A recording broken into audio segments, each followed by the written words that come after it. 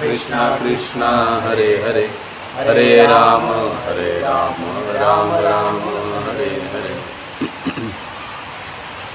नाना शास्त्र विचारनैक निपुनो नाना शास्त्र विचारनैक निपुनो सद्धर्म संस्थापको लोकानां हितकारिणो त्रिभुवने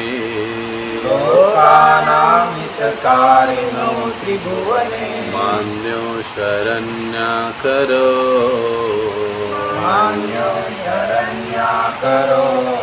राधा कृष्ण पदारविंद भजना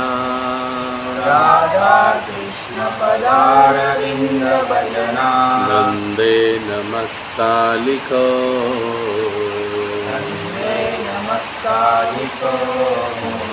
वंदे रूप सनातनो रघुयुगो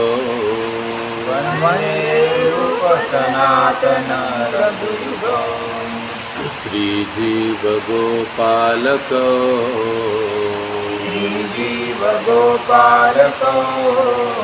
बोलो षड गोस्वामी प्रभुगण की जय, श्रील रूप गोस्वामी की जय।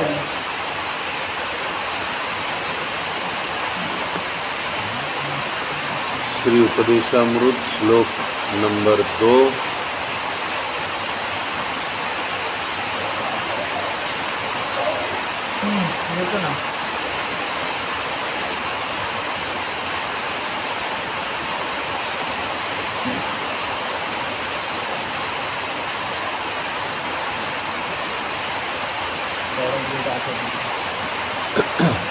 अत्याहारः प्रयासश्च प्रजल्पो नियमाग्रह जनसंगश्च लौल्यं च षड्भिर्भक्ति विनश्यति अत्याहारः प्रयासश्च प्रजल्पो नियमाग्रहः जनसंगश्च लौल्यं च षड्भिर्भक्ति विनश्यति अत्याहारः प्रयासश्च प्रजल्पो नियमाग्रहः जनसंगश्च लौल्यं च षड्भिर्भक्ति विनश्यति।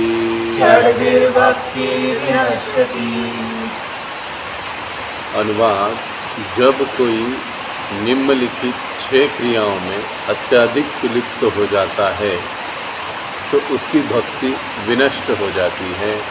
1. आवश्यकता से अधिक खाना या आवश्यकता से अधिक धन संग्रह करना। 2. उन सांसारिक वस्तुओं के लिए अत्यधिक उद्यम करना जिनको प्राप्त करना अत्यंत कठिन है। 3.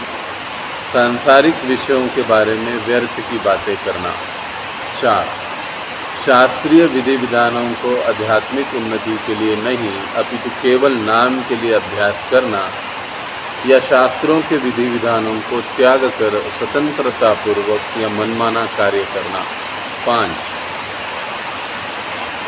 ऐसे सांसारिक व्यक्तियों की संगति करना जो कृष्ण भावनामृत में रुचि नहीं रखते। तथा 6.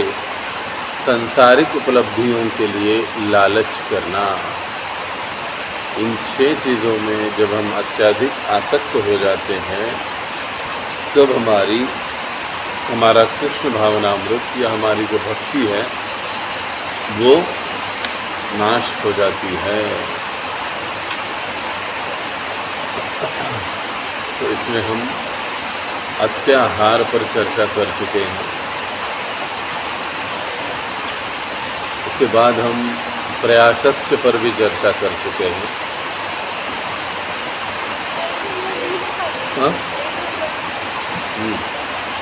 उसके बाद हम प्रयासश्च, अभी हम प्रजल्प के ऊपर चर्चा करने वाले हैं। प्रजल्पो नियमाग्रहः।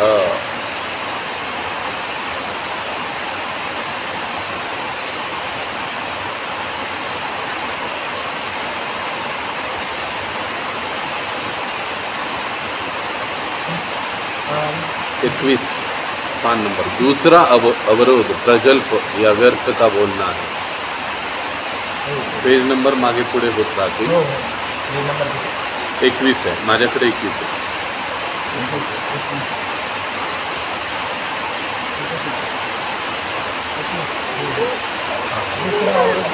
हाँ? 20 नंबर पासून चालू करायचं ते सारे धर्म श्लोक नंतर ते घ्यायचं होतं। श्लोक नंतर घ्यायचं होतं का? श्लोक वाचून धर्मस्य ह्या वर्गाचं। ओके।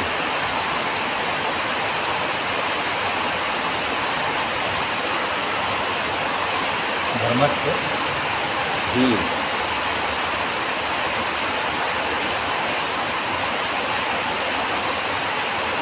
आता ना श्लोक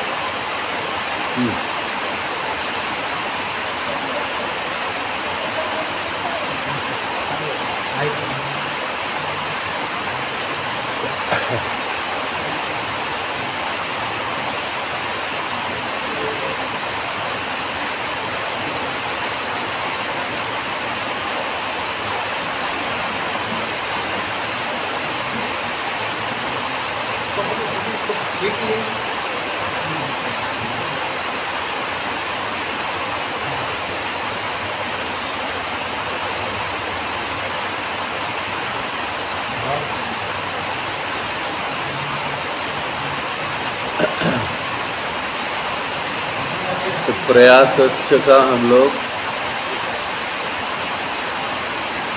अंतिम पैराग्राफ की चर्चा कर रहे हैं। धर्मस्य ह्यापवर्गस्य नार्थो अर्थायोपकल्पते नार्थस्य धर्मैकान्तस्य कामो लाभाय ही स्मृतः। प्रभुपाद हमको प्रयासस्य के बारे में समझा रहे हैं। उसको समझाते हुए वे कहते हैं कि सारे धर्म निश्चित रूप से चरम मुक्ति के लिए है। उनका उपयोग कभी भी भौतिक लाभ के लिए नहीं करना चाहिए। साथ ही जो परम धर्म में लगा हुआ है उसे भौतिक लाभ का उपयोग इंद्रिय तृप्ति के अनुशीलन में नहीं करना चाहिए।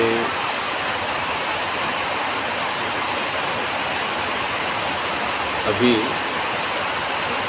जो हम प्रयास का वर्णन कर रहे थे,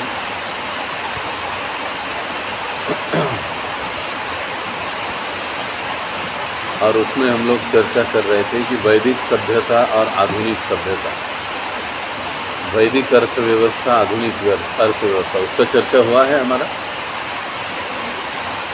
वैदिक अर्थव्यवस्था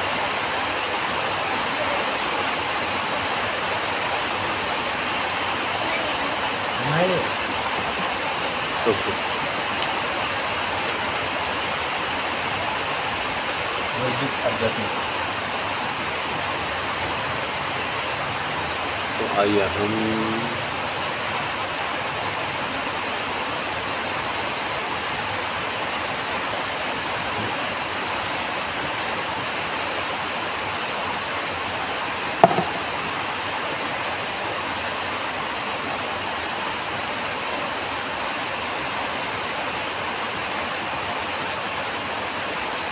तो प्रभुपाद जी यहाँ पर हमको समझाते हैं। ये प्रयासस्य का अंतिम पैराग्राफ की ओर हम लोग, या अंतिम स्टेप की ओर हम लोग जा रहे हैं कि व्यक्ति का जीवन साधा होना चाहिए और विचार उच्च होने चाहिए।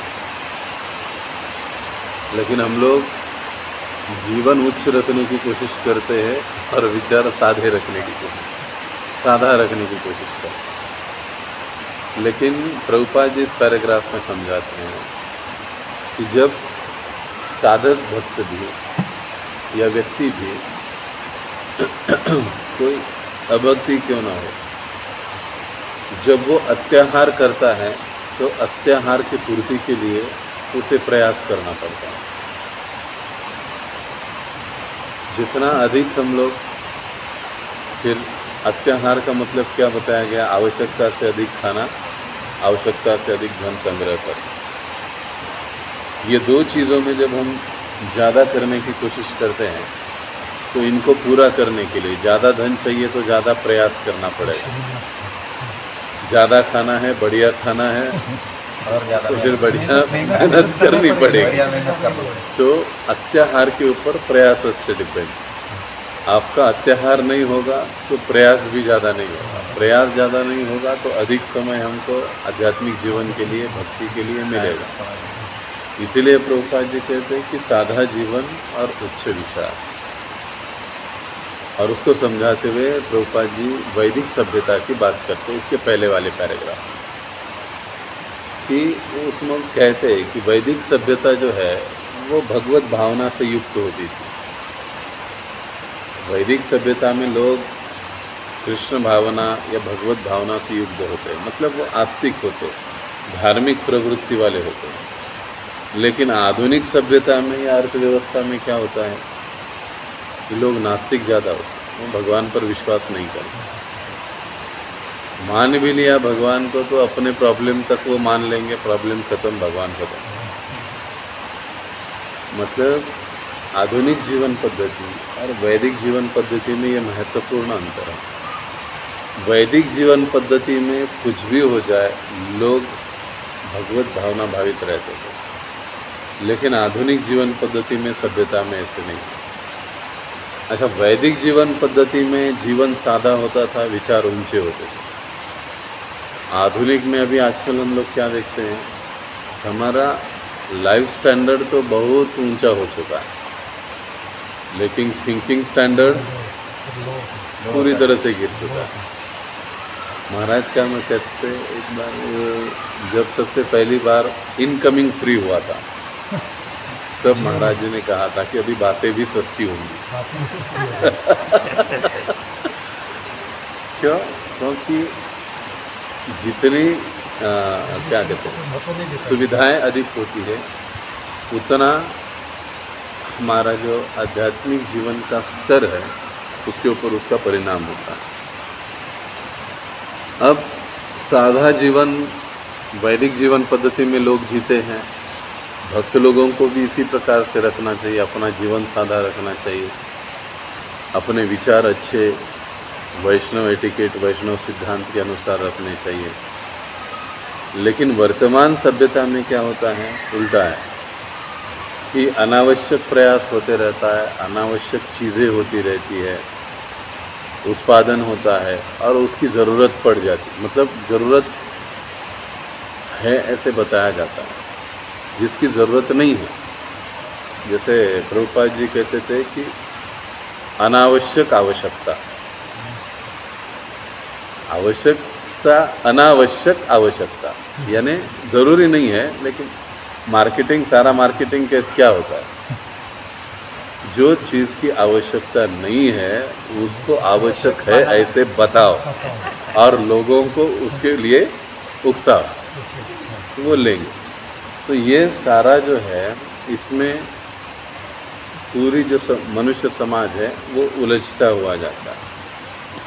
अब वही वैदिक सभ्यता की और हम लोग देखेंगे तो वैदिक सभ्यता हमको क्या बताती है, एक गाय और एक भूमि का टुकड़ा रहेगा तो हम आसानी से जी सकते हैं, कोई बहुत बड़ा हमको उपद्व्याप करने की ज़रूरत नहीं है, बहुत माथापच्ची करने की ज़रूरत नहीं है। लेकिन वर्तमान जीवन में या जीवन पद्धति में हम लोग क्या देखते हैं, कई सारे कारखाने, कई सारी फैक्ट्रियाँ, कई सारे मदिरा घर, कितनी सारी चीज़ें सिंपल है कि एक वस्तु बनाने की, एक चपाती, राधानाथ महाराज उदाहरण थे, एक चपाती के लिए पहले कितना आसान था, खेती से घर। अब खेती के बाद गेहूँ, फिर उसके बाद चुनेंगे, उसको फिर पैक करेंगे, फिर पैक करने के बाद उसके ऊपर ब्रांड बनाएंगे, हर एक ब्रांड का कंपनी अलग होगा, ब्रांड के बाद फिर उसको पिसाएंगे, पिसाने के बाद भी उनका कंपनी अलग होगा। इतने सारे बाद में जाके वो घूम फिर के उसके लिए फिर मोटर ट्रैक्टर यहाँ से वहाँ लेकर जाना, इतनी सारी चीज़ें करके फिर वो एक चपाती हमारे घर में आ गई। वैदिक सभ्यता में क्या थी कि खेती में गेहूँ उगे, उसको साफ किए, घर में आ गए, पीस लिया, चपाती बन गई। लेकिन अब वो एक चपाती महाराज जी कहते हैं कितना पूरी दुनिया घूम के हमारे घर में आती है, जिसकी आवश्यकता है नहीं वैसे। तो कहने का मतलब है कि वैदिक सभ्यता हमारी समय बचाती है, हमारी चेतना को सुधारती है, हमारे जीवन को अच्छा बनाती है। लेकिन आधुनिक सभ्यता जो है हमको सुविधा देती है, लेकिन डबल दुविधा भी देती है। समय पूरा वेस्टेज हो जाता है। हाँ, अब एक स्थान पर रहकर हम लोग शांतिपूर्वक जीवन जी सकते हैं वैदिक सभ्यता में, लेकिन आधुनिक सभ्यता में एक स्थान पर हम लोग रह ही नहीं सकते। इधर से उधर, उधर से उधर कंटिन्यू भागा दौड़ी हमको जॉब के लिए करनी पड़ती है। देखो यहाँ से लोग हिंजवड़ी 2.5 घंटा ट्रैफिक डाल के जाते हैं, फिर वापस यहाँ पे आएंगे। बॉम्बे का उदाहरण देखिए, मुंबई में भी ऐसे ही चलता है। काम कहाँ होता है, आदमी रहता कहाँ है, जाता कहाँ है, आता कहाँ है, ये सारी जो चीज़ें हैं, इससे प्रभुपाद जी हमको ये समझाते हैं कि जो अनावश्यक प्रयास हम लोग करते हैं, व्यर्थ का प्रयास, उसके कारण हमारा वर्तमान जीवन पूरा बिगड़ चुका है। प्रयास हमको भक्ति युक्त प्रयास करना चाहिए, भक्ति में प्रयास करना चाहिए, लेकिन उल्टा होता है।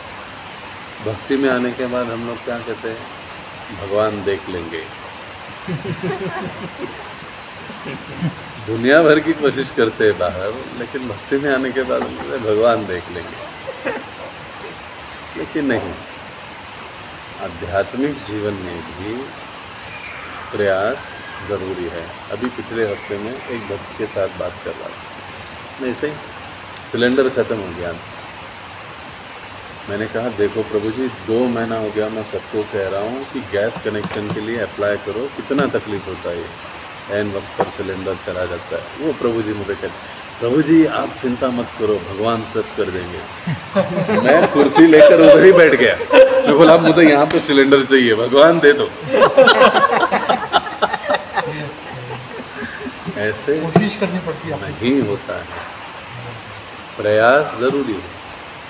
अगर प्रयास ज़रूरी नहीं होता तो भगवान अर्जुन को युद्ध करने के लिए क्यों कहते हैं? वो कहते हैं ना, जाके सो जा भाई तू महल में, मैं देख लेता हूँ। मेरे क्या एक सुदर्शन चक्र काफ़ी है इन सब के लिए, कुछ करने की ज़रूरत नहीं। लेकिन भगवान ने उसको भगवद गीता का ज्ञान देकर युद्ध करने के लिए लगाया। इसका मतलब यही है कि रूप गोस्वामी भी हमको समझाते हैं कि अनावश्यक प्रयास से हमको बचना चाहिए, लेकिन भक्ति में प्रयास ज़रूरी है। 16 माला जप के लिए प्रयास, अपने गृहस्थ आश्रम को बनाए रखने के लिए प्रयास ज़रूरी है। इससे कोई नहीं बच सकता। अगर हम ये सोचेंगे कि नहीं अभी हम तो भक्ति में आ गए, अभी जो है भगवान के हवाले करना पड़ेगा।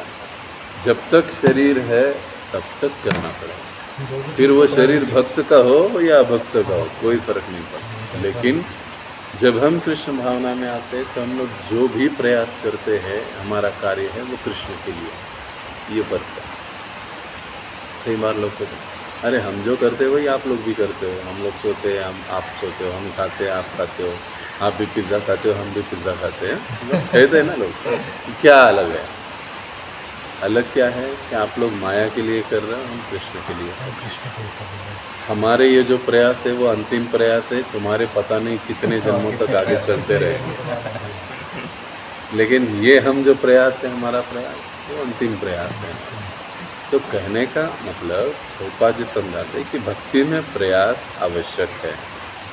यहाँ पर जो रूप गोस्वामी हमको प्रयासश्च शब्द से समझा रहे हैं, वो भक्तिहीन प्रयास से हमको बचने की बात बता रहे हैं कि जिस प्रयास या जिस कार्य से या जो कार्य, जो प्रयास हमारे भक्ति के लिए अनुकूल नहीं है, ऐसे प्रयास से हमको बचना चाहिए। अब प्रयास में तो प्रयास हम अपने इंद्रिय भोग के लिए प्रयास करते हैं, तो ये स्थूल प्रयास हुआ। अब दूसरा है कि सूक्ष्म प्रयास। कई बार हम लोग स्थूल प्रयास को कई बार भक्ति में आने के बाद हम लोग कंट्रोल कर लेते हैं, खान पान कंट्रोल कर लेते हैं, रहन सहन कंट्रोल कर लेते हैं कई बार। लेकिन जो सूक्ष्म प्रयास है, यानी प्रतिष्ठा की भावना, मान सम्मान की भावना, इससे बच पाना बड़ा मुश्किल होता है। सेवा भी ऐसे देखते हैं कि जो महाराज जी के सामने की होगी। ये देखो छोटी सी बात, सेवा भी ऐसे हम लोग चाहते हैं कि जो फ्रंट स्टेज पर हो। बैक एंड पर अगर बर्तन घसना होगा पीछे जाकर, तो प्रभु जी पाए दुख तो बसता है।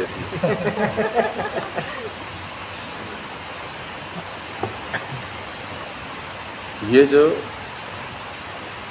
इंद्रिय भोग में ही ये बात आती है कि प्रतिष्ठा, मान सम्मान आदि की अपेक्षा से प्रयासरत रहना। भौतिक जगत में अभक्तों के जीवन में स्थूल प्रयास हो या सूक्ष्म प्रयास हो, कोई फर्क नहीं पड़ता। लेकिन जब हम कृष्ण भावना में आते हैं, तो जिस तरह हमको स्थूल प्रयास से बचना है, उसी प्रकार इन सूक्ष्म प्रयास से भी हमको बचना है। अच्छा, हमारी सेवा देख कौन रहा है? भगवान और गुरु हमारी सेवा को देख रहे हैं। तीसरा कोई देखे। अब हम लोग यहाँ पर सेवा कर रहे हैं, तो इसका मतलब ऐसे है कि भगवान को पता नहीं, पता है। अच्छा, अब इसका मतलब ऐसे है कि गुरु को पता नहीं। कैसे? इनको कैसे पता है? भेद दोनों की दोनों एक ही है, दोनों में भेद नहीं है। सबसे सभा में दोनों की दोनों फिर क्या गुरु भगवान है? नहीं। गुड, अच्छी, ठीक समझ है। लेकिन दोनों का एक की दृष्टि से वो दोनों एक ही है। जब शिष्य की बात आती है, तो शिष्य को गुरु का सम्मान भगवान के तरह ही करना चाहिए। एक और वैसे तो गुरु कभी भगवान नहीं होते हैं, लेकिन एक शिष्य के लिए वो भगवान ही है, क्योंकि वही उसको भगवान से मिला है। अब भगवान को हम सर्वज्ञ कहते हैं, गुरु भी सर्वज्ञ, उनको पता होता है कि क्या झंडा गाड़ेगा, क्या लगाया है, पता है उनको। तो ये सोचना कि भाई गुरु को पता नहीं है, ये सबसे बड़ा अज्ञान और अपराध है। इसलिए हमारे आध्यात्मिक जीवन में ये जो प्रयास की बात चल रही है ना, स्थूल प्रयास और सूक्ष्म प्रयास, इन दोनों में हमको सावधान रहने की ज़रूरत है कि हम लोग किस लिए कर रहे हैं। अपनी प्रतिष्ठा के लिए कर रहे हैं, मान के लिए कर रहे हैं, अपने इंद्रिय भोग के लिए कर रहे हैं, कि प्रभुपाद गुरु की प्रसन्नता के लिए, भगवान की प्रसन्नता के लिए। जो भी हम सेवा कर रहे हैं, करने वाले हैं, उसके बारे में पहले ये सोचना चाहिए कि मैं किसके लिए कर रहा हूँ। कई बार गलतफहमी होती है कि अरे हम लोग तो अपने शिक्षा गुरु के लिए करते हैं, वो भी नहीं होता। शिक्षा गुरु दीक्षा गुरु के प्रतिनिधि, इनडायरेक्टली आप किन के लिए कर रहे हो? गुरु के लिए कर रहे हो और भगवान के लिए कर रहे हो। गुरु के लिए कर रहे हैं, इसका मतलब क्या है? गुरु अपने लिए है ऐसे नहीं सोचते हैं। हाँ, वो उधर ये हैंडओवर करने का प्रोसेस जारी रहता है, लेकिन जब हैंडओवर नहीं होता है तब प्रॉब्लम। इसीलिए तुकाराम महाराज कहते हैं, भारे भारे भव नदी नूतरवे पार।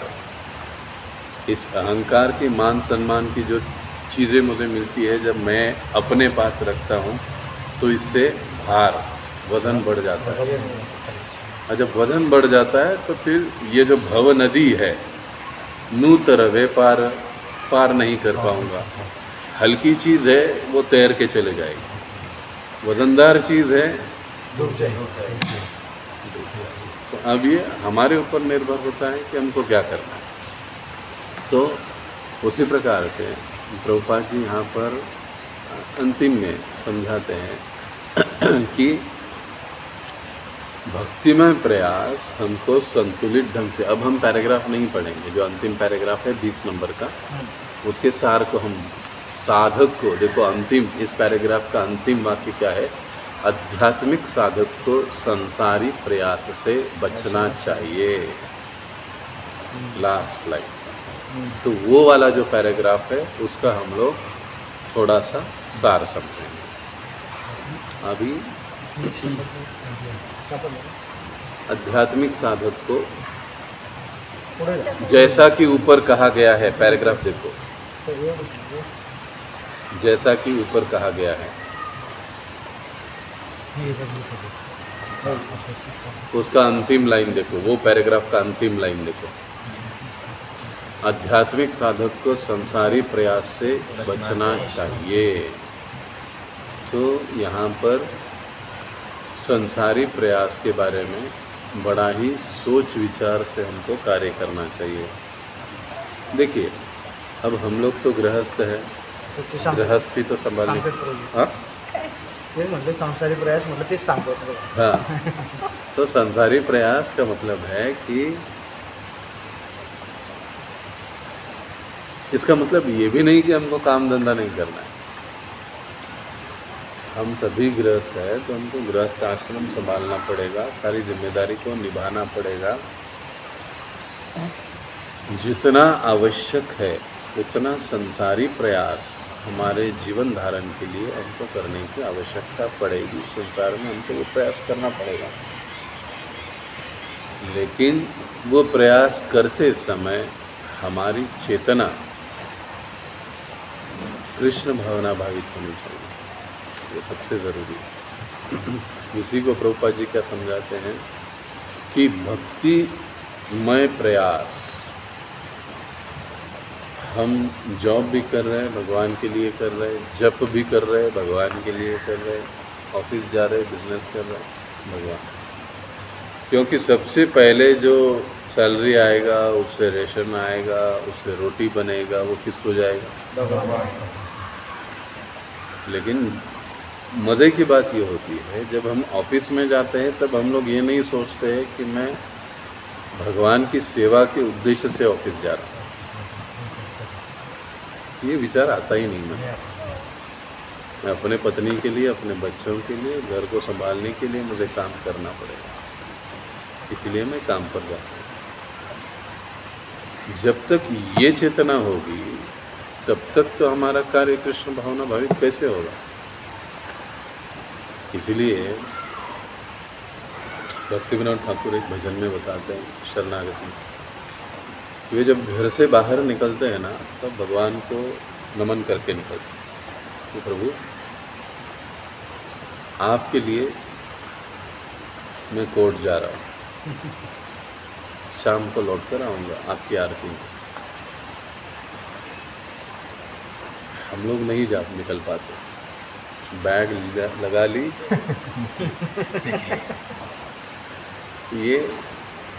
यही तो फ़र्क है। और इसलिए हम लोग देखते हैं कि कई बार 10-10 साल भक्ति में रहने के बाद भी चेतना में परिवर्तन नहीं आता, लोग जैसे कि वैसे दिखाई देते, फिर ये सीनियर भक्त,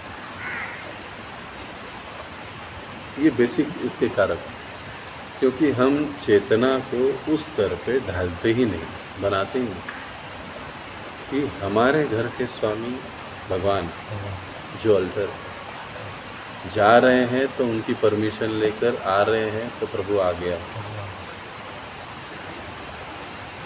मस्ती करना चाहिए उनको आने के साथ, आने के मस्ती साथ आने से। ये सही चेतना, जा रहे हैं प्रभु, रोजी रोटी के लिए जा रहे, आप ही के लिए जा रहे, आपकी सेवा के लिए जा रहे, आपकी कृपा बनाए रहे।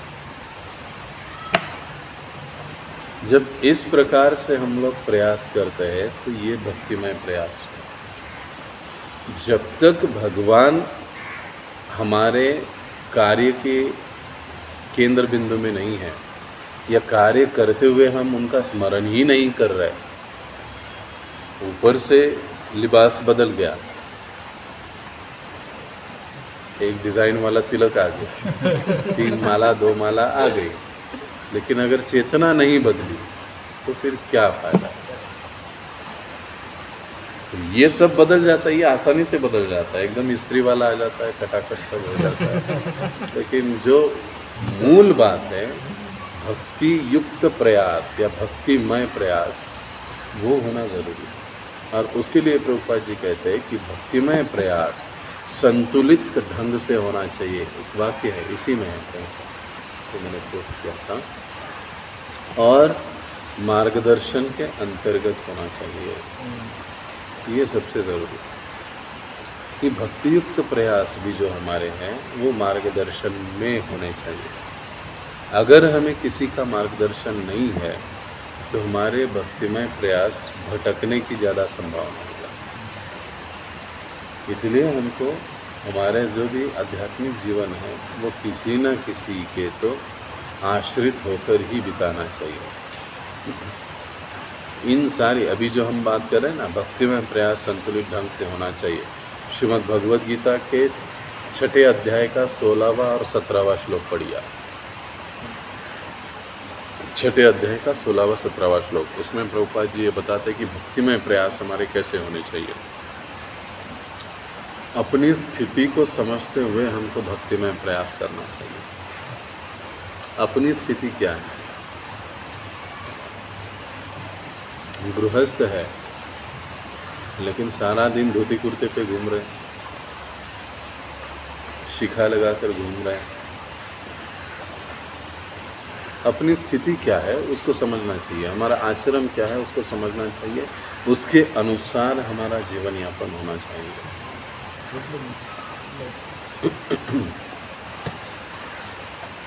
तिथे वही आहे ना, मला त्या वहीमध्ये पेन असण्याची शक्यता। तो हमारे स्थिति के अनुसार हमारा प्रयास होना चाहिए। अब प्रवचन में हो सकता है हमने सुना कि हमको कम खाना चाहिए, तुरंत घर में जाके हम 3 चपाती से 1 चपाती आ गए तो 1 महीने के बाद हम बिस्तर से उठेंगे। हमारी स्थिति क्या है? प्रभु जी पे तो वो अपनी स्थिति को समझते हुए देखते हुए हमारे भक्तिमय प्रयास हमको करने चाहिए। ओके, अब यहाँ पर कोई प्रश्न है किसी को? जो लोग कम तपस्या करते हैं उनको भोगी या कर्म मार्गी कहा जाता है, भोग मार्गी या कर्म मार्गी कहा जाता है। जो अतिशय तपस्या करते हैं, ज़्यादा तपस्या करते हैं, वो योग मार्गी या ज्ञान मार्गी कहलाते हैं।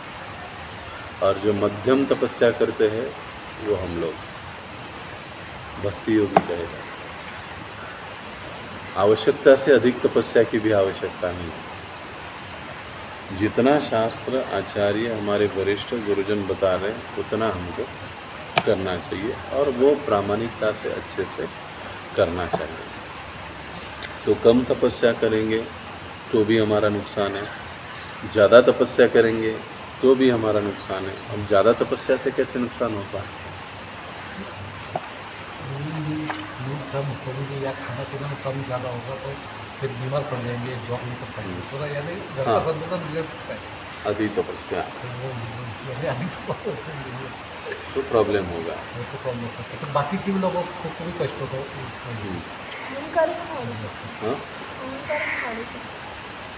तो कुठेही कसाही कधीही वाढतो। त्याला स्पेसिफिक कारण नहीं, अहंकार बढ़ने के लिए कोई स्पेसिफिक कारण नहीं, वो कभी भी कहाँ भी कैसे भी बढ़ सकता है। तो अच्छा, कम तपस्या करते हुए भी अहंकार आ सकता है। अरे देखो आप लोग क्या ये नहीं खाते वो नहीं खाते, हम लोग देखो सब कुछ खा पी के भगवान का भजन कर रहे हैं। ऐसे भी बोलने वाले लोग हैं, वो तो अहंकार में ही बोल रहे हैं। अब जो ज़्यादा तपस्या करते हैं, अरे क्या तुम लोग बकवास हो, हमको देखो, हम ये नहीं खाते, वो नहीं खाते, ये नहीं करते, वो नहीं करते, अहंकारी।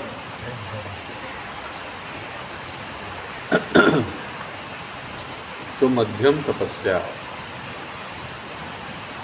ये हमारे लिए महत्वपूर्ण है। इसीलिए प्रभुपाद जी क्या कहते हैं कि अपनी स्थिति को समझते हुए हमको भक्तिमय प्रयास करना चाहिए। अभी क्षण गोस्वामी, प्रभुपाद जी 2-3 घंटे सोते थे, 2 घंटे सोते थे। हम लोग अगर वैसा करेंगे संभव ही नहीं है हमारे। तो हमारी स्थिति क्या है, उस स्थिति को समझते हुए हमको भक्तिमय प्रयास करने चाहिए। वही प्रश्न है इसके बारे में।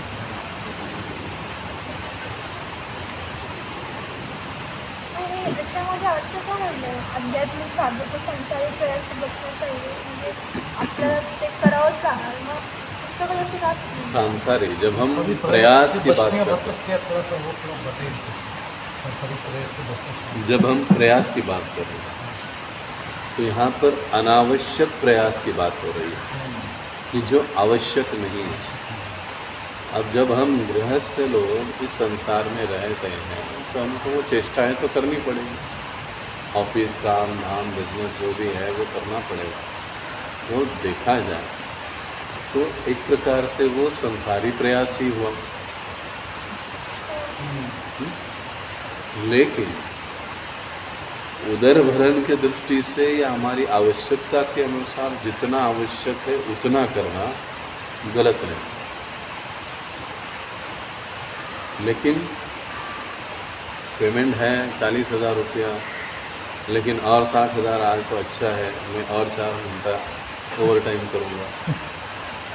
अब ये संसारी प्रयास है। समझ गए? अब घर में है, क्या कहते हैं 1 BHK है, लेकिन नहीं, सामने वाले ने बड़ा बंगला लिया है। मैं भी ले सकता हूँ, लोन वगैरह हो जाएगा, लेकिन उसके लिए मुझे फिर थोड़ा और एक्स्ट्रा कोई जॉब करना पड़ेगा। इससे हमको बचना चाहिए। सिंपल लिविंग, जितना आवश्यक है उतना होना चाहिए। फ्यूचर के लिए जितना रखना है आवश्यक है उतना भी हमको प्रोविज़न करनी चाहिए, लेकिन इतना नहीं कि उसमें हम लोग पूरे लग जाए और इधर भूल जाए। तो कई बार हम लोग ऐसे देखते हैं ना, भक्त लोग भक्ति में आने के बाद शुरू में ठीक होते, बाद में कहते प्रभु जी समय ही नहीं मिलता। 10 साल के बाद कहते समय नहीं मिलता। ऐसे कैसे हम लोग दिखते हैं? ऐसा नहीं कि नहीं दिखते हैं, होते हैं, हमारे इर्द गिर्द ही दिखाई देते हैं, दूर जाने की ज़रूरत नहीं है। इसका कारण क्या है कि जब हम आवश्यकता से अधिक अपने आप को संसारी प्रयास में उलझाए रखते हैं तो उसका परिणाम स्वाभाविक रूप से ये होता है कि हम भक्तियुक्त प्रयास से दूर होते चले जाते हैं। घंटे तो 24 ही है ना, वो तो 28 होने वाले नहीं है। तो लेकिन अगर आप उसको ही खींचोगे तो फिर 2 घंटा जपेंगे कहाँ से? सेवा करने के लिए समय निकालेंगे कहाँ से? इसलिए जो जितना आवश्यक है उतना हमको करना चाहिए। अत्यधिक प्रयास से हमको बचना चाहिए। ओके। अभी दूसरा अवरोध प्रजल्प या व्यर्थ बोलना है। जब हम अपने कुछ मित्रों से मिलते हैं तो हम टर टर करने वाले मेंढकों की तरह तुरंत व्यर्थ की बातें शुरू कर देते हैं। यदि हमें बातें करनी ही है तो हमें कृष्ण भावनामृत आंदोलन के विषय में बातें करनी चाहिए। जो लोग कृष्ण भावनामृत आंदोलन से बाहर है वे ढेरों समाचार पत्र, पत्रिकाएं तथा उपन्यास पढ़ने, पहेली बुझाने तथा व्यर्थ के कार्य करने में रुचि दिखाते हैं। इस प्रकार लोग अपना अमूल्य समय तथा शक्ति व्यर्थ ही गंवाते हैं। पाश्चात्य देशों में वृद्ध लोग सक्रिय जीवन से अवकाश प्राप्त करने पर ताश खेलते हैं, मछली मारते हैं, टेलीविज़न देखते हैं और व्यर्थ की सामाजिक आर्थिक योजनाओं पर बहस करते हैं। प्रजल्प के अंतर्गत ये सभी तथा अन्य क्षुद्र कार्यकलाप सम्मिलित है। बुद्धिमान व्यक्ति जिनकी रुचि कृष्ण भावनामृत में है, उन्हें ऐसे कार्यों में कभी कोई भाग नहीं लेना चाहिए। सीधे बता दिया है प्रभुपाद जी। प्रजल्प अर्थात व्यर्थ का बोलना। प्रजल्प का वैसे मतलब होता है चर्चा करना। जैसे प्रयास का मतलब होता है कोशिश करना, प्रयत्न करना, कोशिश करना। लेकिन जब रूप गोस्वामी यहाँ पर दोषों की बात कर रहे इस दूसरे श्लोक में, तो प्रयास का मतलब है अनावश्यक प्रयास, व्यर्थ प्रयास। उसी प्रकार से प्रजल्प चर्चा करना, इसका मतलब है यहाँ पर व्यर्थ का प्रजल्प या व्यर्थ की बातें करना, जो कृष्ण भावना से संबंधित नहीं है ऐसी बातें करना, इसको प्रजल्प कहा जाता है। अब दुनिया में ऐसा कौन आदमी है जो प्रजल्प नहीं करता है? लगभग सभी लोग प्रजल्प करते हैं। जो तो करेंगे ना, चैन नहीं आता, चैन नहीं आता, बोले बगैर चैन नहीं आता। सही बात है, ये मैंने महसूस किया है, देखा है वो जॉब पे। बिल्कुल। तो प्रजल्प यानी व्यर्थ की बातें, जिन बातों का वैसे कोई हमारे लिए मायने नहीं है, अर्थ नहीं है कहो, या फायदा भी नहीं है तो। और ये सारी व्यर्थ की बातें प्रजल्प यानी भक्ति के प्रतिकूल, भक्ति के लिए ये प्रतिकूल है, व्यर्थ की बातें करना, अनावश्यक बातें करना।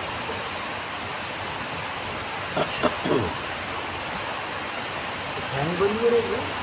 फॅन बंद करू? नाही राहू दे, मच्छर चावतात, मच्छर. त्याच्यामुळे मी तो ठेवला तिकडे आणि मी पुढे आलो.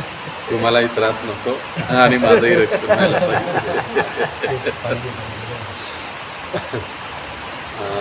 तो ये जो प्रजल्प है, व्यर्थ की बातें हैं, प्रभुपाद जी कहते हैं जैसे ही हम अपने मित्रों से मिलते हम लोग तुरंत तरह तरह की बातें करने लगे.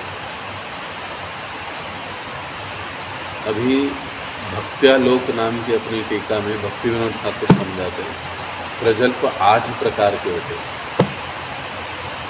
व्यर्थ की बातें अभी हम लोग कौन कौन सी बातें करते हैं वो आपको चेक करना है.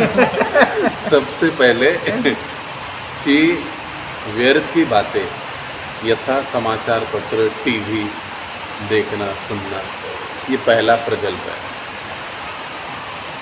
अलग अलग प्रकार की जो भौतिक पत्रिकाएं, मासिक वगैरह आता है उसको पढ़ना. ये हमारे बचपन में मायापुरी आती थी, मायापुरी मेरे बचपन में आती थी. लगभग बड़े न अमीर लोगों के हर घर में ये रहते थे. हाँ, अमीर लोगों के हर घर में ये मायापुरी आती थी. वहाँ पर सारे बॉलीवुड की खबरें, बातें छुपी रहती. कौन क्या कर रहा है, कौन क्या कर रहा है, और जिज्ञासा से लोग इसको पढ़ रहे थे. महीने में या 15 दिन में ऐसे कुछ तो वो आया करता था. तो ये सारी चीज़ें यानी प्रजल्प है. और प्रभुपाद जी में लास्ट लाइन में प्रभुपाद जी ने क्या कहा कि एक साधक को ये प्रजल्प नहीं करना चाहिए. सीधे उन्होंने टीवी देखना. अब टीवी बहुत आम बात हो गई. अभी तो हर हाथ में टीवी आ गया. अभी घर की टीवी की तो बात ही नहीं है. कई बार हम भक्त लोग भी कहते हैं ना, प्रभू जी माझ्या घरात टीवी नाही. बाबा हातातच टीवी आहे. घरातल्या टीवीची काय गरज है, क्या ज़रूरत है घर के टीवी की, अभी हाथ में ही टीवी है. जितना हो सके इससे हमको बचना चाहिए, क्योंकि ये हमारी चेतना को, भावना को खराब कर देते हैं. हाँ, हमारा कुछ व्यवसाय है, कुछ हमारा ऑफिस का काम, जिम्मेदारी है, जिसके अनुसार हमको कुछ चीज़ों की जानकारी होना ज़रूरी है, उतना हम कुछ हद तक सुन सकते हैं.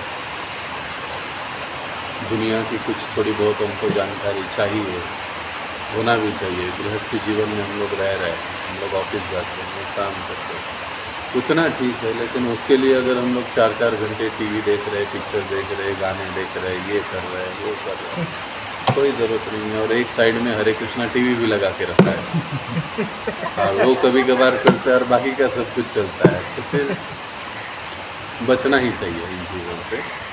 जितना हो सके हमको टीवी अवॉइड करना चाहिए।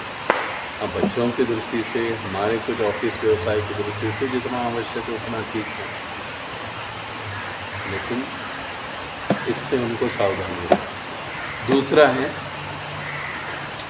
दूसरा प्रजल्प का प्रकार है तर्क करना, न्याय की बातें करना, अलग अलग जो दार्शनिक हैं उनके तर्क करना, सुनना, उनसे तर्क करना, सुनना। अरे ये ऐसे नहीं ऐसे होगा, वैसे नहीं वैसे होगा, ऐसे नहीं ऐसे चलता है, आत्मा नहीं होता तो क्या होता, आत्मा है ही नहीं। ये अलग अलग बातों में, चर्चाओं में जब हम सम्मिलित होते हैं जो कि भक्ति विहीन होती है, वो भी प्रजल्प की कैटेगरी में आता है, जिससे हमको बचना चाहिए। तीसरा, दूसरों के बारे में बात करना, ये सबसे प्यारा विषय, विशेषता माता जी में। जब दो लोग आपस में मिलते हैं तो वो तीसरे के बारे में बात करते हैं। हाँ, वो उसका ऐसे हो गया, इसका ऐसे हो गया, ये ऐसे करता है, वो ऐसे करता है, उसको ऐसे नहीं करना चाहिए, उसको ऐसे करना चाहिए। तो दूसरों के बारे में चर्चा करना ये भी एक प्रकार से प्रजल्प ही है। अब इसमें कई बार हम लोग देखते हैं कि भक्तों के समूह में ये धारणा होती है, नहीं मैनेजमेंट के बारे में हम लोग बोल रहे हैं और अगर हम सत्य बोल रहे हैं तो वो अपराध नहीं है, प्रजल्प नहीं है। हाँ, लेकिन वो अपराध भी है और वो प्रजल्प भी है। क्यों? क्योंकि आप उसके पीठ पीछे बात कर रहे हैं। पहली, अगर आप उसको सुधारना चाहते हो, उसके प्रति आपकी अच्छी भावना है, तो आप उनसे बात कीजिएगा। लेकिन जब दो मिलकर तीसरे के बारे में डिस्कस करते हैं, चाहे वो मैनेजमेंट हो, चाहे वो व्यक्तिगत कोई समस्या हो, कुछ हो, तो फिर वो गलत है। ये प्रजल्प में आता है। वैष्णव अपराध में भी आता है, प्रजल्प भी होता है।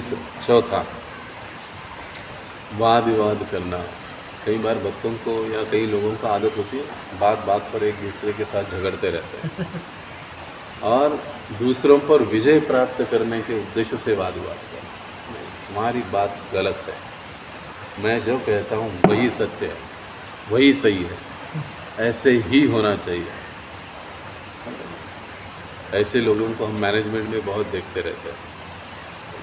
एक ने एक बात कही कि दूसरा दूसरी बात कहेगा, नहीं ये आपसे ये अच्छा है, फिर वो कहेगा नहीं तुम दोनों से ये तीसरा अच्छा है।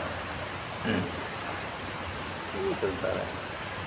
तो इस प्रकार से जब हम वाद विवाद के उद्देश्य से जब हम चर्चा करते हैं, बातें करते हैं, तो ये भी प्रजल्प के अंतर्गत आता है।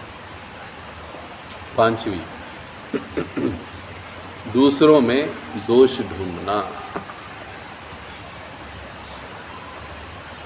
अभी उससे पहले हम तीसरा पॉइंट देखें कि दूसरों के बारे में बात करना। अब थोड़ा सा इसमें और गहराई से सोचिए कि हम लोग दूसरे के बारे में क्यों बात करते हैं। कभी सोचा है क्यों हम लोग दूसरों के बारे में बात करते हैं? ये ईर्ष्या।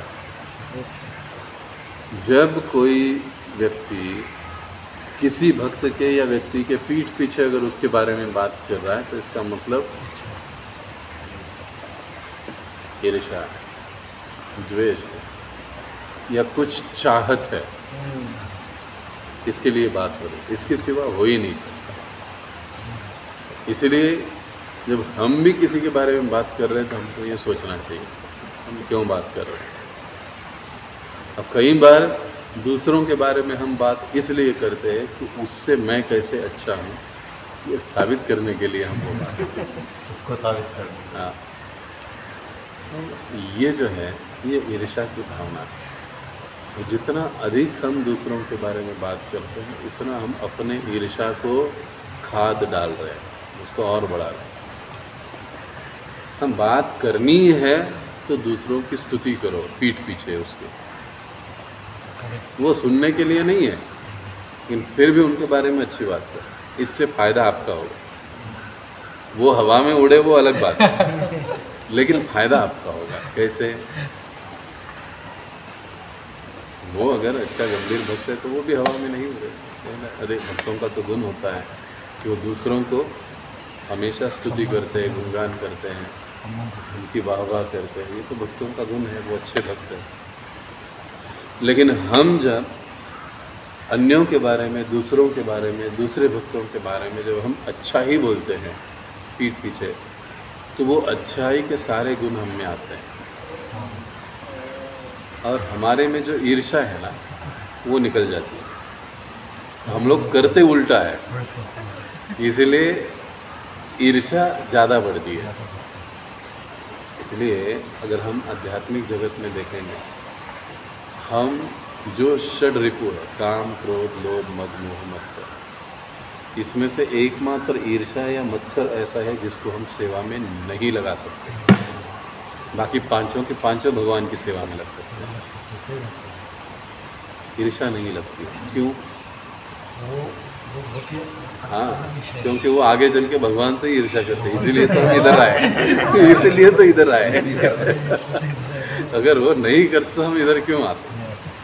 तो कहने का मतलब है कि जितना हम दूसरों के बारे में जब भी हम बोले, अच्छा ही बोले, चाहे पीछे हो, आगे हो, कहीं पर भी हो, जितना हो सके हमको अच्छा ही बोलना चाहिए। भले ही हमको गलती दिख रही है, लेकिन उनकी गलती बोलना हमारा काम है। वो उनके गुरु का, भगवान का और उनका वो ट्रायंगल है, उसको हमको चौकोन बनाने की ज़रूरत नहीं है। तो ट्रायंगल क्या है? वो साधक, उनके गुरु और भगवान, वो उसकी गलती, उसका दोष, ये तीनों में ही चलेगा। हमको दिमाग उधर लगाने की जरूरत है। हमको लगाना है तो क्या, उसके जो अच्छे गुण हैं उसको बोलो, उसको बढ़ाओ, ये अप्रिशिएट है, ये अच्छी बात। दूसरों के बारे में जब भी हमको बात करना है, हमको इसी प्रकार से बात करनी चाहिए। अब पांचवी चीज़ हमने देख रहे हैं कि दूसरों में दोष ढूंढना। अब ये बहुत गंभीर बात है। कई बार ऐसे होता है कि हम लोग जानते हुए कहिए, अजानते हुए कहिए, हमको दोष दिखाई देते हैं। और एक जगह पर प्रभुपाद जी बताते हैं, हमको दोष इसलिए दिखते हैं क्योंकि वो दोष हम में होते हैं, इसलिए हमको दिखाई देते हैं। एक बार बहुत साल पहले राधेश्याम प्रभु जी ने एक लेक्चर दिया कि दूसरों में दोष हमको नहीं देखने चाहिए, इस सब्जेक्ट पर। तो दोष ढूंढने वाले भी कई प्रकार के लोग होते हैं। कुछ लोग होते हैं कि छोटा सा दोष देखते हैं, उसको बहुत बड़ा चढ़ाकर बताते हैं।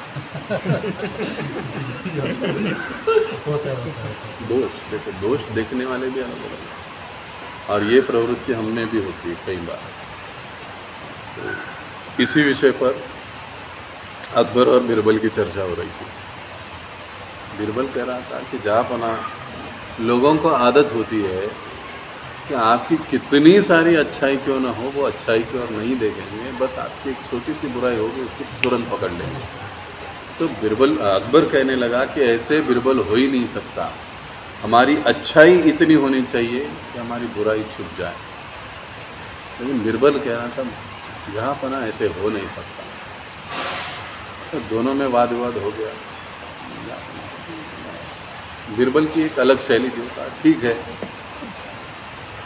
मैं इसको साबित करके रहूँगा, कोई बात नहीं। दूसरे दिन दरबार भर गया, आ गए सारे दरबारी लोग, जहाँ पना आने वाले थे सारे दरबारी भी, कुछ आए थे, बहुत से आने वाले थे। बीरबल ने क्या किया, एक बहुत बड़ा एकदम पूरा सफ़ेद वाला धोती लिया और उस दरबार में उसको टांग दिया, बांध दिया, और उस धोती के एक साइड में छोटा सा काला टिपका लगा दिया।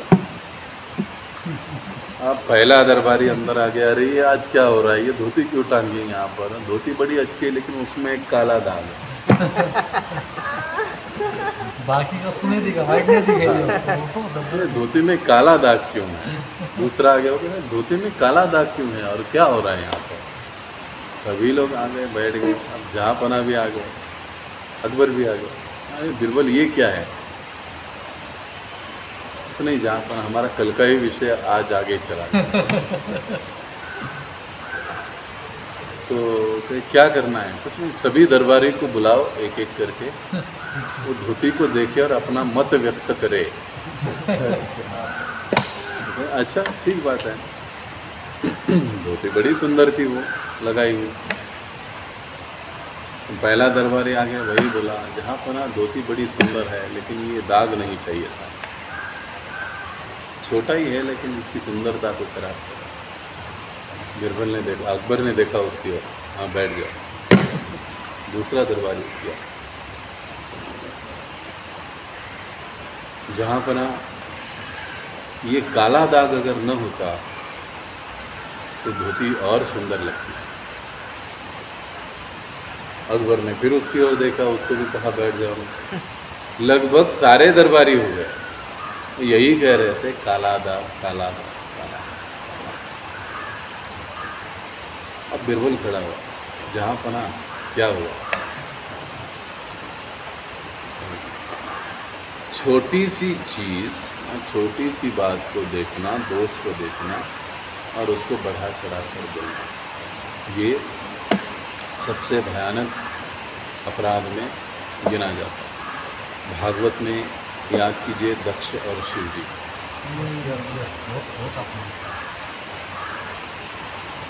हालांकि हुआ क्या था, शिव जी तो राम नाम में वो ध्यानस्थ थे, उनको नहीं पता था कि दक्ष अंदर आ गए। सब देवी देवता खड़े हुए, शिव जी खड़े नहीं हुए। देखा जाए तो शिव जी का कोई अपराध था ही नहीं, वैसे भी दक्ष उनका जमाई है और ऐसे कहीं पर भी रिवाज नहीं होता है कि जमाई के आने पर ससुर को सलाम करना चाहिए। सोचने जैसी बात है। लेकिन इसके बावजूद भी एक छोटी सी बात जो थी भी नहीं, उसको दक्ष ने इतना बड़ा चढ़ाकर शिव निंदा करी और उसका परिणाम नहीं देखा। तो इसलिए ये जो प्रवृत्ति है दोष, छोटी सी गलती हर किसी व्यक्ति में, हर भक्त में कुछ ना कुछ तो कमी होगी, लेकिन उस कमी को देखकर उसका प्रचार करना, बड़ा चढ़ाकर बोलना सबसे गलत, ये नहीं करना चाहिए। दुर्वासा मुनि अमरीश महाराज, ज्वलजी थी भी नहीं अमरीश महाराज, देखा जाए तो उन्होंने व्रत तोड़ा नहीं था। प्रतीकात्मक रूप से उन्होंने केवल चरणामृत लेकर पारण समय का सम्मान किया था, लेकिन उन्होंने उस चीज़ को कितना बड़ा बनाया और बाद में क्या अवस्था हुई।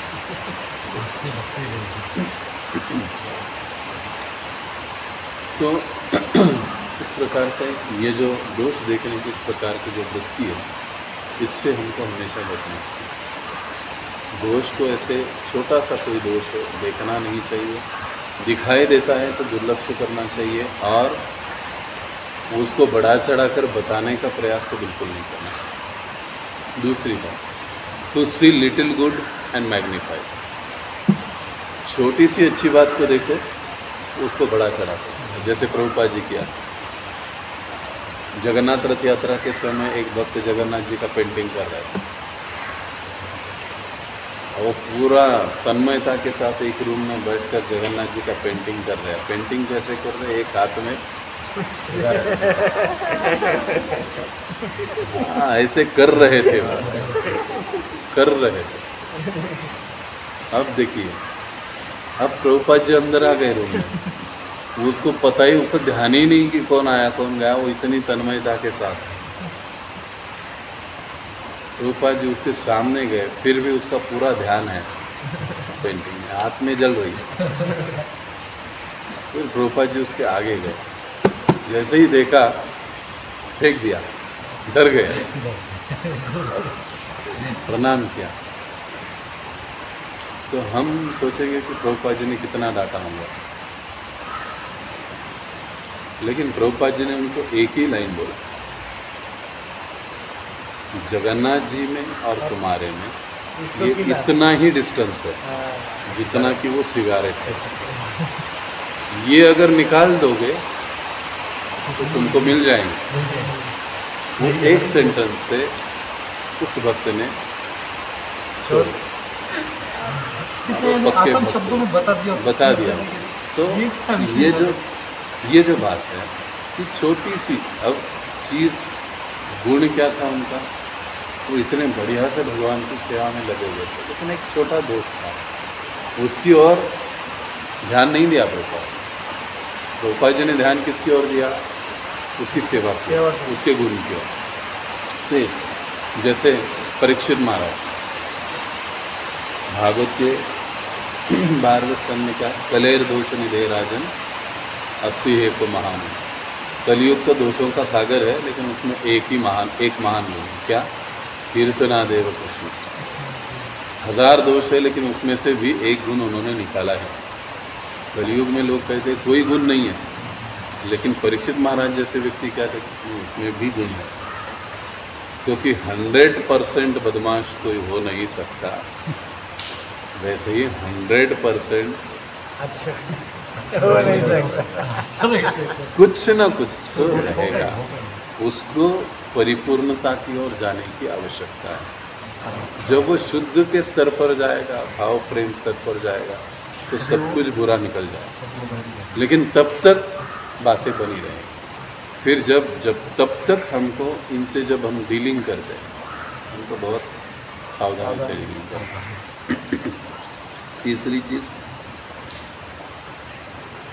To see good and bad but choose only bad. अच्छा भी देखते हैं, बुरा भी देखते हैं किसी व्यक्ति में, किसी चीज़ में, किसी वस्तु में, लेकिन लेते सिर्फ बुराई, अच्छा नहीं। तो ये भी गलत है।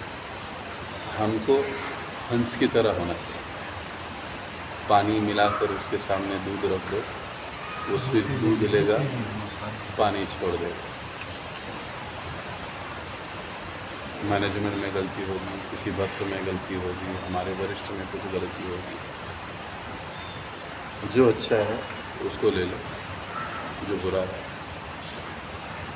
डाल बाजू में। वो भी साधक ही है। हम परिपूर्ण स्तर पर नहीं है अभी तक, कुछ ना कुछ तो कम ज़्यादा रहेगा, लेकिन हमारी भलाई के लिए हमको सिर्फ अच्छा लेने की कोशिश करनी। हो सकता है वो सेवा में बहुत डेडिकेशन है, वो गुण ले लो। हो सकता है उनका वाणी अच्छा नहीं रहे, वाणी मत लो, एक्शन का गुण है। हमारा उल्टा होता है, एकदम कड़क बोलना पाहिजे, ऐसे नहीं। तो जो अच्छा है वो हमको लेना चाहिए। To see good and bad but choose only good. कि हम लोग अच्छा भी देखते, कुछ ऐसे होते, बुरा भी देखते, लेकिन लेने का जब समय आता है तो केवल अच्छी चीज़ें लेते हैं। विदुर जी को देखिए, पूरे जीवन भर कौरवों के साथ रहे, एक कौरव की बुराई उनने ली, सब कुछ अच्छा है उनमें से अच्छा। भीष्म पितामह के साथ रहे, दुर्योधन आदि के साथ रहे, लेकिन किसी बुराई का उन पर कुछ असर नहीं। भीष्म पितामह जीवन भर कौरवों के साथ रहे,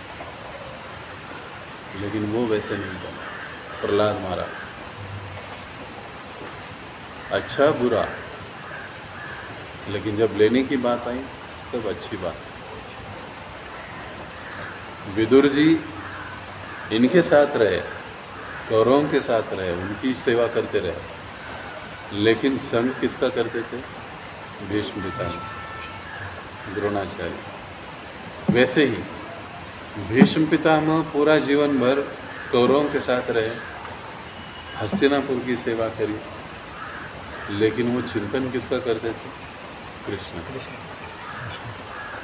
संघ की बात आती थी, वैसे तो वो वरिष्ठ थे, या तो विदुर का संग करते थे या अपने गुरु परशुराम जी का संग करते थे, लेकिन बाद में ऐसे कभी महाभारत में हम नहीं देखते कि वो कौरवों के साथ बैठकर हंसी मजाक में बातें कर रहे हैं। नहीं। क्यों? क्योंकि कितनी भी बुरी क्यों न चीज़ हो, उसमें कुछ न कुछ तो अच्छाई होगी, और एक जो वैष्णव है, जो भक्त है, उस अच्छाई को बराबर ढूंढ लेता है। और तीसरी 5वीं चीज़, टू सी ओनली बैड। कुछ भी हो जाए हम बुरा ही देखेंगे। हम कई बार कहते हैं ना, अरे गर्दन काट के रख दो आपके सामने फिर भी आपको विश्वास नहीं आएगा, बुरा ही देखें। ऐसे भी तो इससे हमको बचना चाहिए। शिशुपाल वो भगवान में भी बुराई देखता था, हर जगह उसको बुरा ही लगता था, बुरा ही देखता था।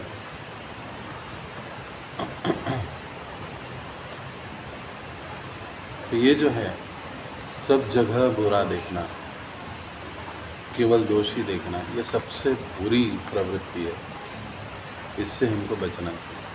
और अंत में टू सी ओनली गुड, केवल और केवल अच्छाई देख, कितना भी बुराई की।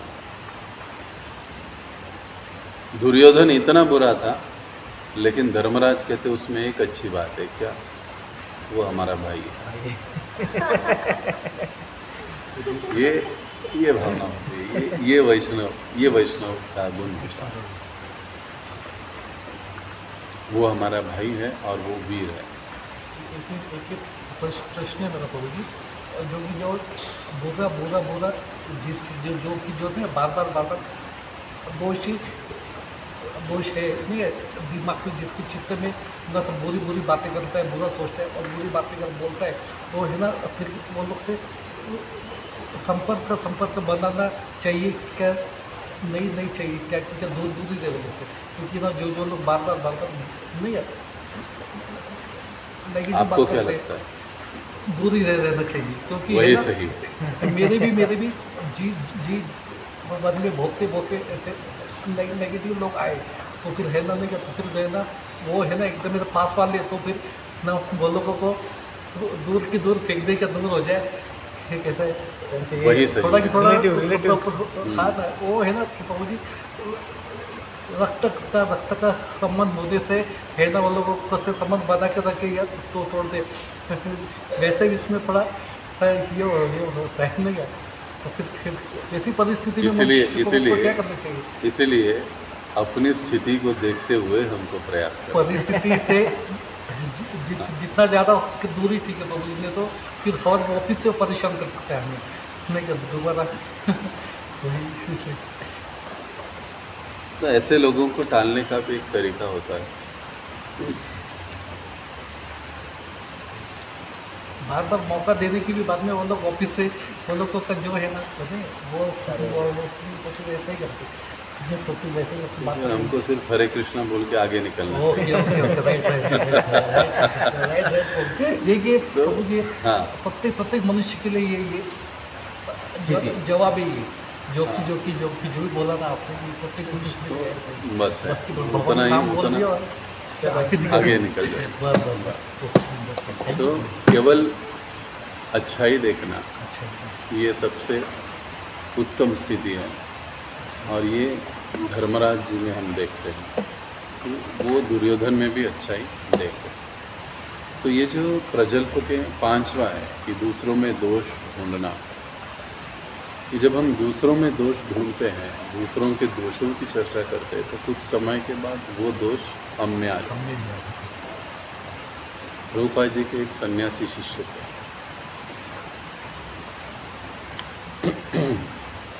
सन्यास हो चुका था, लेकिन किसी कारणवश वो सन्यास धर्म के नियमों का पालन नहीं कर पा रहे। वो बात उनके एक गुरु भाई को पता चली, यानी रूपा जी के दूसरे शिष्य थे वो सन्यासी। तो उन्होंने इसका डिस्कशन चालू कर दिया, अरे ये महाराज जी ऐसे करते हैं, महाराज जी ऐसे करते हैं, महाराज जी को ऐसा नहीं करना है। तो कुछ बातें होने लगी, अब एक बात हुई, 2 बात हुई, तो बात बड़ी होने में समय नहीं लगता, प्रभुपाद जी तक बात चली गई। तो प्रभुपाद जी ने उनको बुलाया, जो दूसरे थे, जो प्रचार कर रहे थे, आपका समस्या क्या है? प्रभुपाद, ये जो भक्त हैं, हमारे गुरु भाई हैं, वो संन्यास धर्म के नियमों का पालन नहीं करते। देखो, वो स्ट्रगल कर रहे, हो सकता है उनकी कोई समस्या होगी, लेकिन परिस्थितिवश, कुछ कारणवश, आवेगों के कारण वो पालन नहीं कर पा रहे। लेकिन आपका काम बनता है आप उनको सहयोग करो, न कि उनकी निंदा करो, उनका इस प्रकार से प्रचार करो। ये आपके लिए अच्छा नहीं है। प्रभुपाद जी ने उनको समझाया, वो चले गए, लेकिन वो बात उनको पटी नहीं। प्रभुपाद जी उनकी साइड ले रहे हैं। तो अब कुछ दिनों के बाद वो जो भक्त थे प्रभुपाद जी के डिसाइपल, वो आए प्रभुपाद जी के पास आकर बहुत रोने लगे।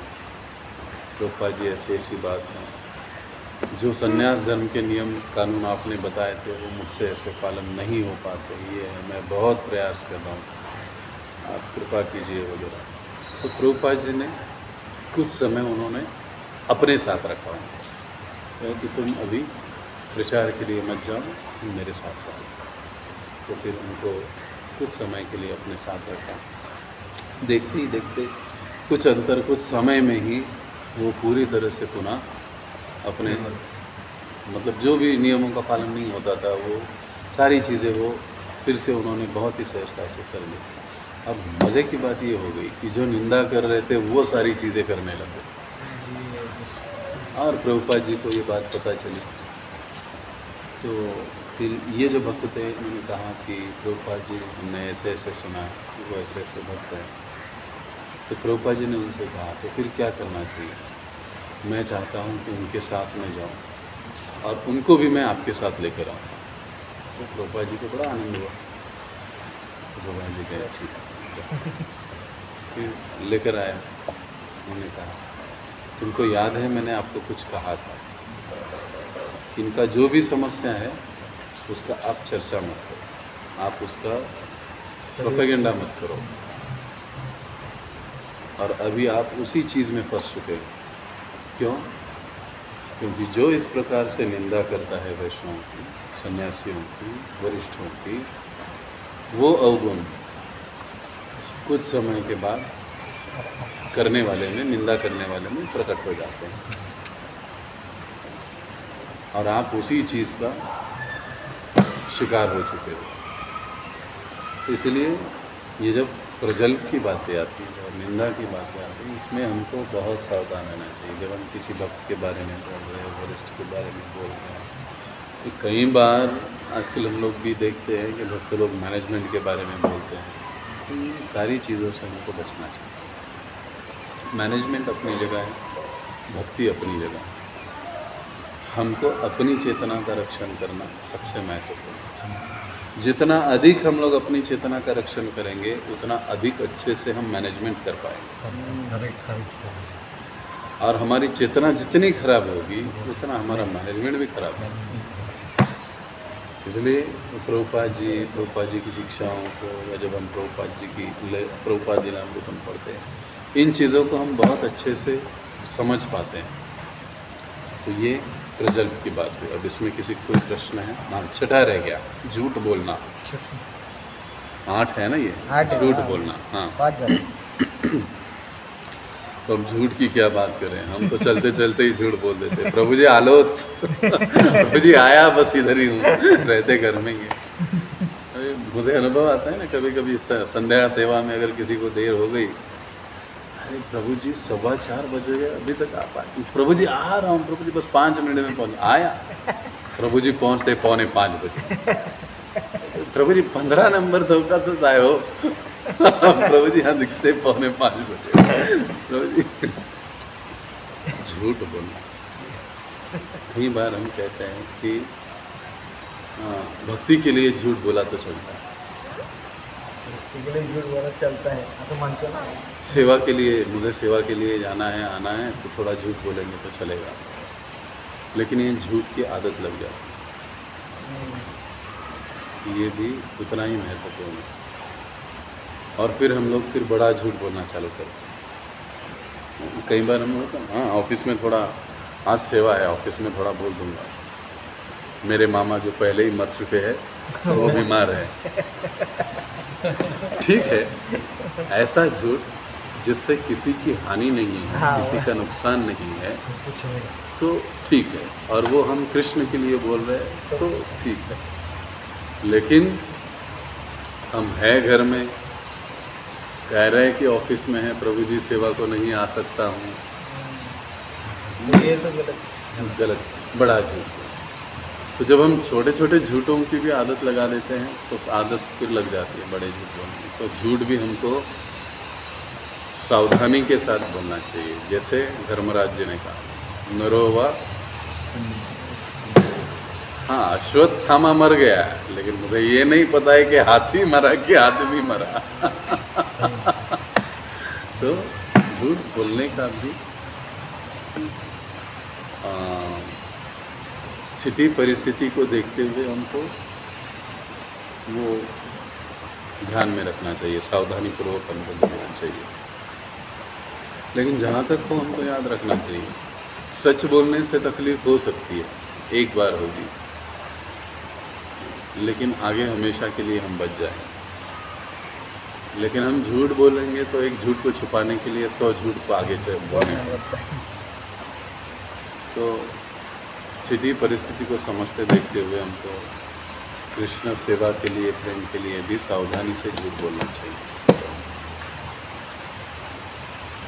साथ वैष्णवों की निंदा करना, अब ये तो कॉमन सी बात है, वैष्णव निंदा होनी ही नहीं चाहिए, फिर भले सच्चाई हो या कुछ भी हो। कई बार हम भक्त लोग कहते हैं ना, प्रभु जी हम क्या झूठ बात कर रहे हैं, जो है वो बदमाश है, ऐसे ही है, ऐसे करते हैं। ये थोड़ी ना कुछ, ये थोड़ी ना निंदा हुई, हम तो सत्य बोल रहे हैं। नहीं भाई, भगवान गीता में क्या कहते हैं, अपि चेत सुदुराचारो भजते माम अनन्य भाव। अपि चेत सुदुराचारो, यदि वो सु यानी थोड़ा सा भी कुछ उसमें दुराचार है, कुछ गलती है, तो ठीक है, अपि चेत सुदुराचारो, परंतु भजते माम अनन्य भाव, वो अनन्य भाव से मेरे भजन में लगा हुआ है। साधु रैव समंतव्य, मेरे मतानुसार उसको साधु ही समझना चाहिए। अब अगर भगवान उसको साधु समझ रहे तो तुम बदमाश बोलने वाले कौन हो? भगवान उसको साधु समझ रहे ना, तो भाई तुम क्यों उसको बदनाम कर रहे हो, तुम क्यों बदमाश बोल रहे हो? भगवान कहते हैं हाँ, वो जप नहीं कर रहा है, वो नियमों का पालन नहीं कर रहा है, सिर्फ धोती कुर्ता, तो फिर बात, उस केस में भी आपको निंदा नहीं करनी चाहिए, नहीं तो वो गुनाह में आ जाए। छोड़ दो उसको, भगवान पे, उसके गुरु के हाल पर उसको छोड़ दो, वो उसका सवाल। बहुत ही हमको लगता है तो प्रभु जी उसके जो भी सीनियर हैं उनको जाकर बता देना, प्रभु जी ऐसा ऐसी चीज़ मैंने देखी है, ऐसे ऐसी बात मैंने पाई है, आप देखिए। ऐसा कब, जब उनके बारे में हमारे मन में अच्छी सद्भावना है, वो सुधरे, वो सुधरे, लगाने की भावना से नहीं, वो सुधरे इस भावना से। अगर हम किसी उनके वरिष्ठ को जब हम ये बताते हैं बात, तो ये मानो ये निंदा नहीं, ये अपराध नहीं, वो चलता है। तो वैष्णव अपराध से इनको बचना चाहिए। और 8 संसारी बातें करना, आज भाजी क्या बनाई तुमने, आज टमाटर इतना रुपए किलो चल रहा था, सब्जी ऐसी बिक रही थी, फिर आज हमारा पेमेंट कम आ गया इस महीने में, तो ऐसी तकलीफ हो गई। इन सारी संसारी बातों से हमको बचना चाहिए। और ज़्यादा से ज़्यादा प्रभुपाद जी क्या कहते हैं कि कृष्ण भावनामृत आंदोलन के विषय में बातें करनी चाहिए। तो ये प्रजल्प 8 प्रकार के हुए। किसी को कुछ पूछना है, प्रश्न है? प्रभु जी एक मेरा ये है, कोई भक्त लोग हमने क्या भजन कीर्तन में, सत्संग में नहीं, किसी न किसी कारण नहीं पाते हैं, तो है ना, दो है ना भक्त मिलकर कहने के हम लोग है ना, वो बोलते भक्त को वो सत्संग में आना चाहिए, वो कुछ समय नहीं निकलता, भवन से दूर भक्त है, तो वो निंदा है क्या? ये है क्या? क्या है वैसा क्या है? क्योंकि हमें भी ना वो लोग का फिक्र होता है, थोड़ा सा अटैचमेंट है, तो वो लोगों के बारे में हम बोलते हैं कि वो सत्संग में आना चाहिए, लेकिन वो है ना दुनिया को महत्व देता है, संसार को महत्व देता है, तो वो वैष्णव का निंदा है क्या, क्या है ये? वो चीज़ पाप है क्या? एक आध बार बोलना इस प्रकार से ऐसा वो निंदा या अपराध नहीं हो, भक्त लेकिन भक्ति अगर का हमको वाकई में दोस्ती लगता है कि भैया वो भक्त भी आना चाहिए वो आना सत्संग चाहिए, में, मंदिर में, हाँ। तो हम उसके घर जा सकते हाँ, हमको उसको लाना चाहिए फिर। हैं, हम उनके बुलाने घर के जा लिए सकते हैं। बुला हाँ, के बुलाना बुला के चाहिए, चाहिए। प्रभु जी चलो हाँ, प्रभु मैं सत्संग के लिए जा रहा हूँ, हाँ, हाँ। आपको भी साथ आपको में भी आना है, साथ चलो। में साथ। वो है ना, ये हमको करना चाहिए। एक बार, दो बार, तीसरी बार वो अपने आप आ जाए। ठीक है। लेकिन अगर 3-4 बार हम लोग सिर्फ चर्चा ही कर रहे हैं तो फिर वो गलत है कि वो देखो वो नहीं आ रहा है, वो नहीं आ रहा है, हाँ, ये ऐसा कर रहा है, तो वो निंदा होगी। निंदा होगी। होगी। अगर हमको लगता है कि नहीं ये पिछले हफ्ते नहीं आए भक्त, वो पिछले हफ्ते नहीं, क्या समस्या है, चलो हम फ़ोन करते हैं उनको, या चलो हम उनके घर चले जाते हैं, या उनको घर पे जाकर हम उनको बुलाएंगे। तो ये वैष्णव सेवा है और ये बढ़िया सेवा है। लेकिन अगर इसका हम लोग डिस्कशन करते हैं यहाँ पर 2 लोगों के साथ, वहाँ पर 2 लोगों के साथ, वहाँ पर 2, वो गलत है। इसीलिए प्राय आपने देखा होगा कि कई सारे लोग नहीं आते तो मैं उसके बारे में बोलता नहीं हूँ ज़्यादा। क्यों? क्योंकि वो मेरी ओर से भी एक प्रकार से निंदा होती है। हाँ, फिर मैं किसी न किसी को फ़ोन करने के लिए बोलता हूँ उनको ये करना। हाँ, तो वो होना चाहिए और वो हमारा आपस में बॉन्डिंग ऐसे होना चाहिए कि हम लोग, हमारे साथ के अगर कोई नहीं आ रहा है तो हमको उनके पास जाना चाहिए, उनको फ़ोन करना चाहिए। कई बार ऐसे होता है कि हम लोग डायरेक्टली फ़ोन करना लोगों को थोड़ा सा संकोच लगता है, कई बार बेवजह लोग डरते भी है। ऐसे लगता है कभी कभी मुझे 2 सींग आ गए हैं तो लोग डर रहे हैं मुझसे। तो आपस में हमको ऐसा बॉन्डिंग तैयार करना चाहिए कि साथ में जुड़े, लेकर आए उनको, ये कर। तो ये प्रजल्प हुआ। हाँ, तो हम लोग तो 2 ही बार कर पाए दोषों को पूरा, कैसे होगा? लेकिन हम चर्चा अच्छे से कर रहे हैं, विषय को अच्छे से समझ रहे हैं, इसके लिए अच्छी बात है और ये ज़रूरी है। तो यहाँ पर हम रुकेंगे, कोई प्रश्न है तो आप पूछ सकते हैं। प्रजल्प, नियमाग्रह, अभी अगला नियमाग्रह आएगा।